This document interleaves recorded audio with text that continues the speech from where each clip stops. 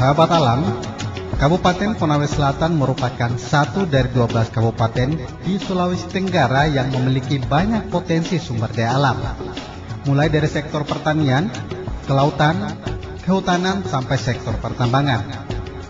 Dari seluruh sektor yang ada, pengembangan potensi di sektor pertanian, kehutanan, dan kelautan merupakan sektor unggulan yang banyak dikembangkan warga. Namun keberadaan sektor unggulan ini nampaknya belum menarik perhatian dan dukungan pemerintah daerah, sehingga keberadaan warga yang menggantungkan hidup dari sektor unggulan ini menjadi tidak berdaya. Lantas apa yang membuat pemerintah Kabupaten Konawe Selatan yang terkesan mengabaikan keberadaan sektor-sektor unggulan ini? Berikut kita dengarkan liputannya dan mari bersahabat dengan alam.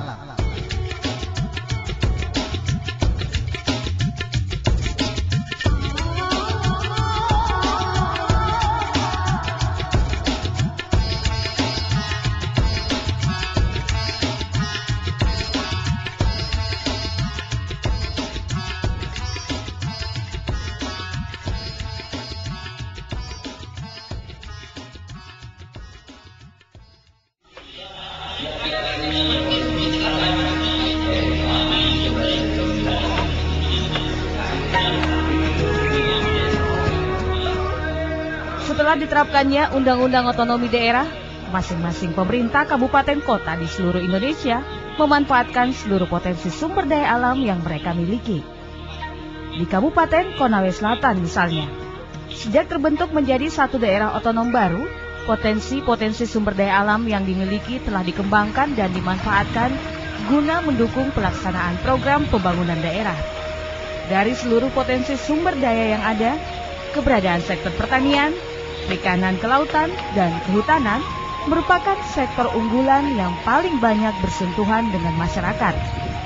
Sebagian besar masyarakat di Kabupaten Konawe Selatan justru menggantungkan hidup dari sektor yang berkelanjutan ini. Salah satunya warga yang tinggal di Desa Rumba-Rumba, Kecamatan Kolono. Petani artinya nelayan-nelayan mengembangkan rumput lainnya agak bagus dalam hal cara hidupnya, karena dari segi ekonomi mereka bagus. Penglihatan saya ada peningkatan dibanding penduduk yang lain yang belum berusaha di bidang rumput laut ini. Pengembangan budidaya rumput laut ini sangat dirasakan manfaatnya oleh warga, khususnya petani rumput laut, karena dengan budidaya rumput laut, jumlah pendapatan mereka meningkat. Ya lumayan lah. Iya, kalau menurut Bapak memang menguntungkan Pak ya ini Ya, budidaya? Alhamdulillah menguntungkan. Bapak waktu budidaya ini modal awalnya gimana?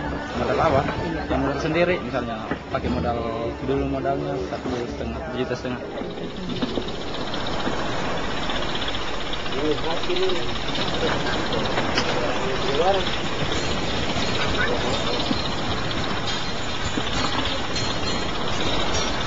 Selain di Desa Rumba-Rumba, sejumlah warga Desa Pamandati, Kecamatan Lainea juga melakukan hal yang sama.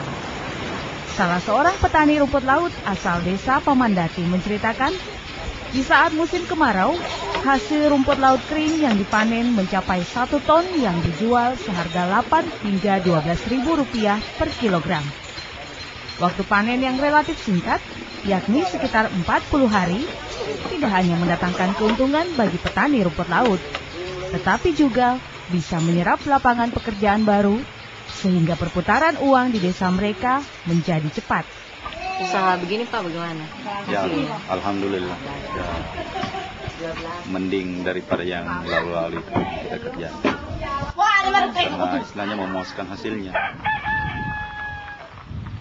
Sebagian warga yang berprofesi sebagai nelayan di 2 desa ini berkeinginan untuk mengembangkan budidaya rumput laut, namun karena keterbatasan modal, membuat mereka kesulitan. Penduduk yang lain yang belum berusaha di bidang rumput laut ini, masyarakat yang lainnya yang belum berusaha di bidang rumput laut untuk mengembangkan ini, ada semacam keinginan hanya karena kebetulan mereka tertumbuk dengan permodalan itu.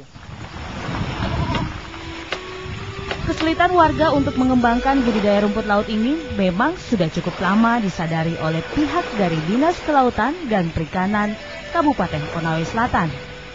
Padahal keberadaan rumput laut dijadikan sebagai komoditi unggulan.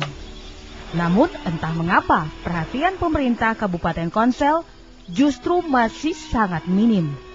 Saya sebenarnya sudah lama mengusulkan ide seperti itu, memberi percontohan mulai dari bibitnya kita bikin semacam kebun bibit, kemudian di sekitar situ kita bentuk semacam percontohan yang bisa dilihat oleh masyarakat banyak.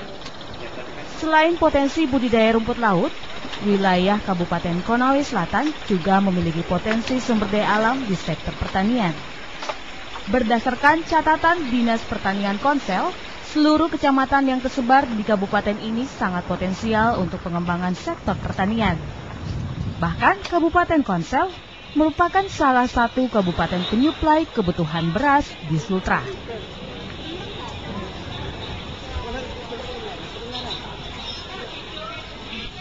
Kendati demikian, perhatian pemerintah Kabupaten Konawe Selatan terhadap sektor pertanian ini juga masih sangat terbatas. Terbukti jumlah alokasi anggaran Dinas Pertanian yang ditetapkan dalam penyusunan APBD masih minim. Kondisi ini membuat realisasi pendapatan yang dibebankan per tahun sulit diperoleh. Pada tahun 2009 kemarin, target PAD yang dibebankan kepada Dinas Pertanian, Perkebunan dan Peternakan sebesar Rp427 juta, namun realisasinya hanya Rp127 juta atau sekitar 38%. Semacam kebun bibit, kemudian di sekitar situ kita bentuk semacam percontohan yang bisa dilihat oleh masyarakat banyak. Ya tapi kan kita ini kan terbatas dengan itu tadi, kita kembali kepada modal lagi. Kita mengharapkan Pemda juga ya, pesatnya banyak.